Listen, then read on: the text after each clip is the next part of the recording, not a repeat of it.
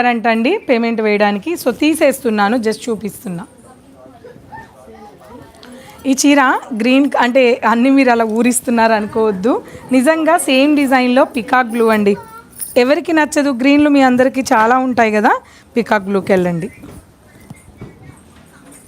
ఇది peacock blue.